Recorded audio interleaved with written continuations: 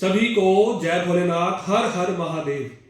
तो आज की इस पोस्ट में भी मैं आपको एक महत्वपूर्ण जानकारी देने के लिए आया हूं कि आप सभी जानते हैं कि 22 जनवरी 2024 यानी कि पौष मास की शुक्ल पक्ष की द्वादशी पर दोपहर 12:30 से 1 बजे के बीच हमारे देश के कुल देवी या कुल देवता श्री राम जी की प्राण प्रतिष्ठा अयोध्या में की गई थी, जो इस बार भी 22 जनवरी को पूरे देश में उत्साह से साथ ये त्योहार मनाया जाएगा। क्योंकि अगर मैं श्री राम जी की बात करूं, जब वो 500 वर्षों के बाद दोबारा उनकी प्राण प्रतिष्ठा हुई उनकी मूर्ति की, तो हमारा देश विश्व गुरु बनने के लिए तैयार हो गया। और आप सभी देख रहे हैं कि महाकुंभ में भी पूरा हमारा देश सनातन धर्म को वहां पे दिखाया जा रहा है, जहां से विदेशों से भी लोग वहां पे आके स्नान कर रहे हैं। ये हमारे भारत को विश्व गुरु बनाने के लिए आगे बढ़ा रहा है। हमारे ऊपर, हमारे देश के ऊपर भगवान श्री राम जी का पूरा आशीर्वाद है।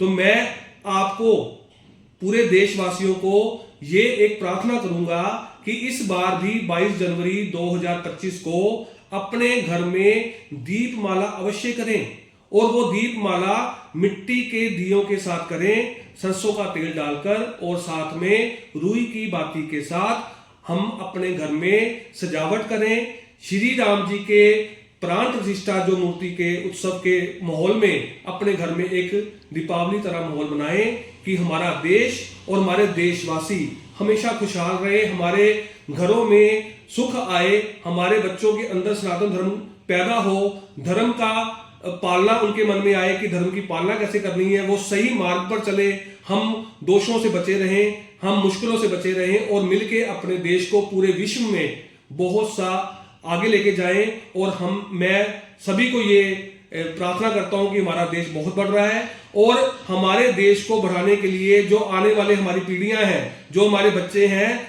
उनका एक कर्तव्य बनता है कि वो भी अपने देश के प्रति ईमानदारी से कोई कार्य करें, और हमारा भी कर्तव्य बनता है कि हमें भी ईमानदारी से अपने देश को आगे बढ़ाना चाहिए। समाज रूपी लोगों को ये बताना चाहिए कि हमारा देश, हमारी जो परंपराएं हैं, उनको आगे लेके बढ़ेंगे, तभी हमारा उद्धार होगा।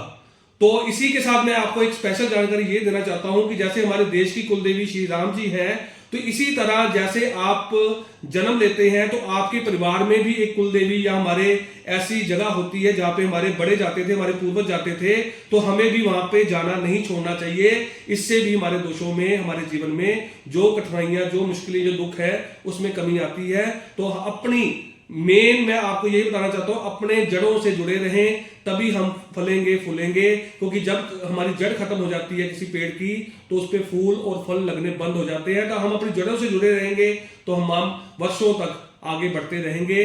तो यही मैं मनोकामना पूरे देश को करता हूं, देशवासियों को करता हूं। आप सभी को 22 जनवरी 2025 की हार्दिक शुभकामनाएं, और हम मिलकर दीपमाला करें, अपने घर में उत्सव मनाएं। सभी को जय भोलेनाथ।